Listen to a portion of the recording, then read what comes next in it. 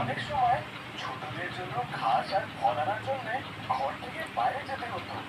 আর তখন এই ছোট ছোট বাচ্চাগুলো ঘরের মধ্যে একা একাই থেকে যেত। ছাগলটা জানতো এই জঙ্গলে একটা বদমাস শেয়াল থাকে, আর তার নজর তার ছোট ছোট বাচ্চাদের উপরে আছে। তাই সে তাদের সবসময় বিপদে থেকে রক্ষা করত। এরমই একবার সেই ছাগলটা ঘাস আর ফল আনতে বাইরে বেরোচ্ছিল, তো সে তার বাচ্চাদের বলল, দেখো তোমরা সবাই ঘরেই থেকো, দরজা ঠিক করে বন্ধ করো, আর অন্য কেউ আসলে তোমরা দরজা খুলবে না, ঠিক আছে? হ্যাঁ ঠিক আছে মা। ঠিক আছে ঠিক আছে, কিন্তু আমরা তোমায় কি করে চিনবো না? কি করে জানবো যে দরজায় তুমি আছো বলো? আমি এই গানটা শোনাবো।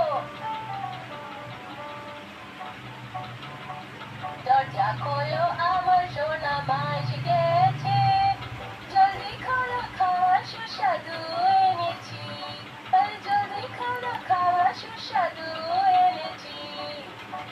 যখন তোমরা এই গানটা শুনবে তখনই তোমরা দরজা খোলো, ঠিক আছে?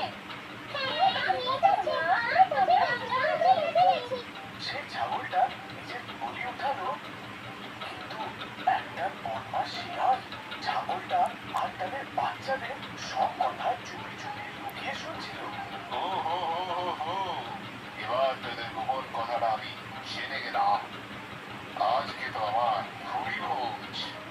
সঙ্গে সঙ্গে ছুটতে দৌড়ে গিয়ে শিয়ালটা ছাগলের ঘরে গেল, দরজা খটখট করলো আর নিজের বেসুরা আওয়াজে ডাকতে শুরু করে দিল। দরজা খোলো আমার সোনা মা এসে গেছে, আর জলদি খোলো খাবার সুস্বাদু এনেছি, আর জলদি খোলো খাবার সুস্বাদু এনেছি। আরে বাহ, মা এসে গেছে, চলো দরজা খোলা যাক। কিন্তু মা এত তাড়াতাড়ি কি করে আসলো? হ্যাঁ, দরজাটা খোলো, মা খুব সুস্বাদু খাবার এনেছে। দাঁড়াও, দরজা খোলো না এখন। এই আওয়াজটা তো আমাদের মায়ের না? মা তো কত সুন্দর গায়, এটা তো কোনো ব্যাঙ গাইছে বলে মনে হচ্ছে। ঠিক বলেছিস ছোট, এটা আমাদের মা না। এটা আমাদের মা নয়, চলে যাও এখান থেকে, তুমি আমাদের মা নও। বাইরে দাঁড়ানো সে শিয়ালটা হয়রান হয়ে গেল।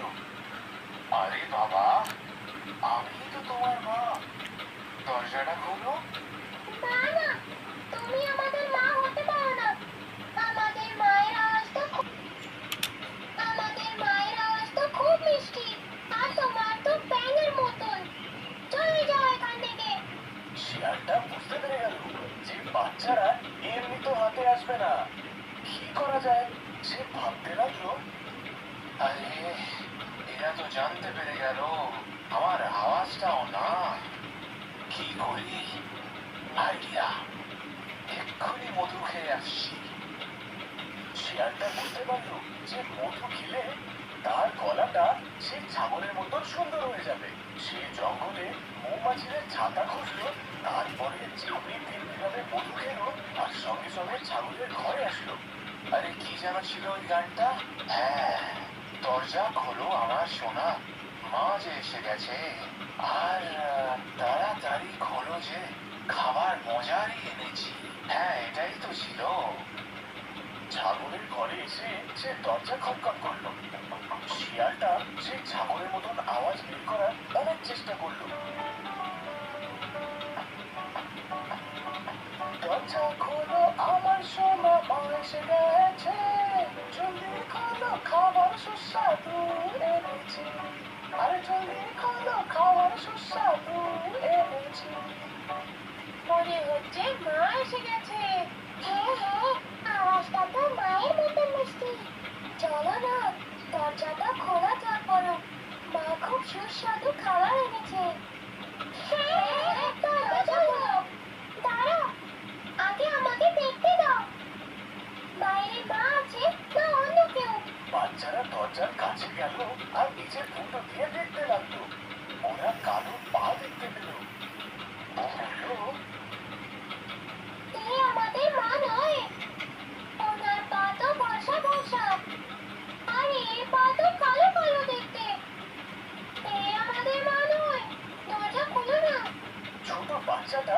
দরজার কাছে গেল আর সে বলল, তুমি আমাদের মা নও, তোমার পাটা কালো, কিন্তু আমাদের মায়ের পা তো ফর্সা। চলে যাও এখান থেকে, তুমি আমাদের মা নও, চলে যাও এখান থেকে। এবার শিয়ালটা হয়রান হয়ে গেল। ওফ, দুটো বাচ্চা না গোয়েন্দা। এত জলদি সে শিয়ালটা কোথায় হার মানত? সে গেল সে গ্রামের দিকে। দুপুরের সময় ছিল, ঘোড়াওয়ালা দুপুরের সময় আরাম করছিল। শিয়ালটা চুপি চুপি করে আটার বোড়ার মধ্যে নিজের পা ঢুকিয়ে দিল।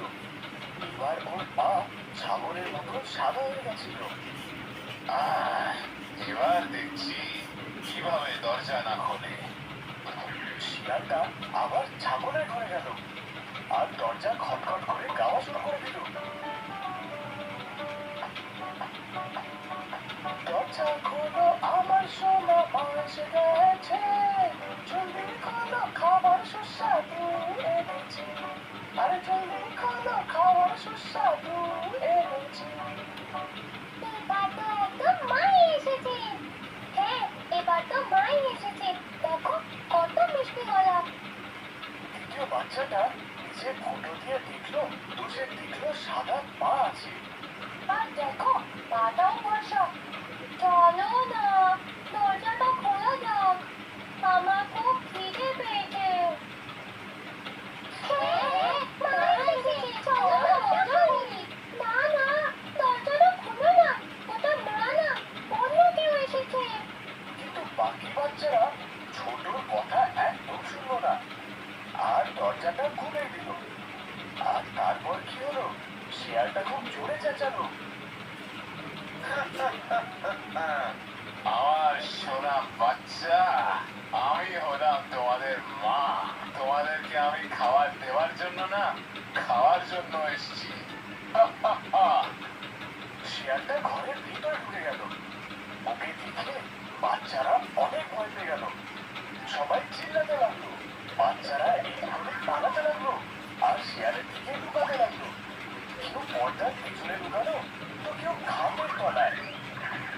একটা বাচ্চা আলমারির তলায় লুকিয়ে পড়লো আর দুটো বাচ্চা একটা বড় বাটির তলায় লুকিয়ে পড়লো। একটা বাচ্চা কিছু বুঝতে পারছিল না তো সে ভয়ে কাঁপতে কাঁপতে এক জায়গায় দাঁড়িয়ে পড়লো। এবার কি করে বাঁচবে আমার থেকে? আমি তোদেরকে ধরেই ছাড়বো। শিয়ালটা এক এক করে সব বাচ্চাদের খুঁজলো আর ধরে একটা থলিতে ভরে দিল। থলিটাকে নিজের কাঁধে রেখে খুব মজায় গুড়গুড় করে জঙ্গলের দিকে চলে গেল। ও হো হো হো, ছোট্ট ছোট্ট মিষ্টি মিষ্টি বাচ্চা। আজকে তো আমার সত্যিই ভুড়ি বোঝ। শিয়ালের দিকে বেঁচে সব থেকে ছোট বাচ্চাটা চুল্লির কাছে গিয়ে লুকিয়েছিল। শিয়ালের ধ্যান ওর উপর গেল না আর সে নিচে গেল। পরে যখন ছাগলটা খাওয়া দাওয়া নিয়ে ঘরে ফিরল তো সে দেখে যে ঘরের দরজা তো খোলা আছে আর ঘরের সব জিনিসপত্র ছড়িয়ে ছিটিয়ে রয়েছে। ভয়ের চোখে সে বাচ্চাদের ডাকতে লাগলো। বাচ্চারা, আমার ছোট বাচ্চারা, কোথায় তোমরা? দেখো দেখো, আমি তোমাদের জন্য কি এনেছি। মায়ের আওয়াজ শুনে সব থেকে ছোট বাচ্চাটা বাইরে আসলো আর বেচারা কাঁদতে থাকলো। শিয়ালটা সঙ্গে সঙ্গে ওকে গলায় লাগিয়ে দিল আর জিজ্ঞেস করলো, তোমার ভাই বোনেরা কোথায়? ছোট বাচ্চাটা কাঁদতে কাঁদতে মাকে সব সত্যিটা বললো। ছাগলটা রেগে রেগে লাল হয়ে গেল। আমার বাচ্চাদের নিয়ে গেছে? ও এত সাহস! এখনই খবর নিচ্ছি ওর। চলো আমার সাথে। বাচ্চাদের আর ওই শিয়ালটাকে গিয়ে খুঁজি। এদিকে শিয়ালটা সে থলিটা নিয়ে দৌড়াচ্ছিল। কিছুক্ষণ পর সে হাঁপিয়ে গেল। সে ভাবলো, এখন কিছুক্ষণ বিশ্রাম করে নিই। এমনিতেও বাচ্চাগুলো কোথায় দৌড়ে পালাবে? ওদের তো আমি বেশ মজায় খাবো।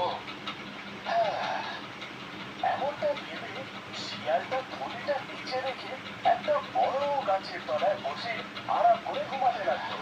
আর সেই ছাগলটা বাচ্চাদের খুঁজতে খুঁজতে সেই শিয়ালটার নাম ডাকার আওয়াজ শুনতে পেল।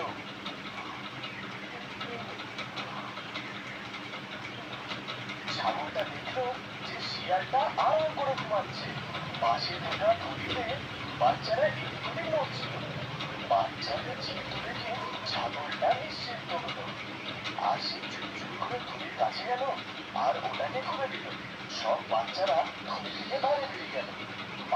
মাকে দেখে খুব খুশি হয়ে গেল। ইতিমধ্যে সেই ছোট বাচ্চাটা একটা বড় পাথর আনলো আর সেটাকে সে থলিতে ঢুকিয়ে দিল। আর তাকে দেখে সব বাচ্চারা বড় বড় পাথর এনে সে থলিতে ভরে দিল। ছাগলটা থলিটাকে দড়ি দিয়ে বেঁধে দিল। এবার ছাগলটা আর তার 7টা বাচ্চা পাশের ঝাঁকতে লুকিয়ে পরের গল্পটা দেখতে লাগলো। কিছুক্ষণ পরে শিয়ালটা নিদ্রা ভাঙলো। খুব দেরি হয়ে গেল, এবার আমি বাড়ি যাই আর ছোট ছোট বাচ্চা খাই। শিয়ালটা থলিটা নিয়ে বেরিয়ে পড়লো।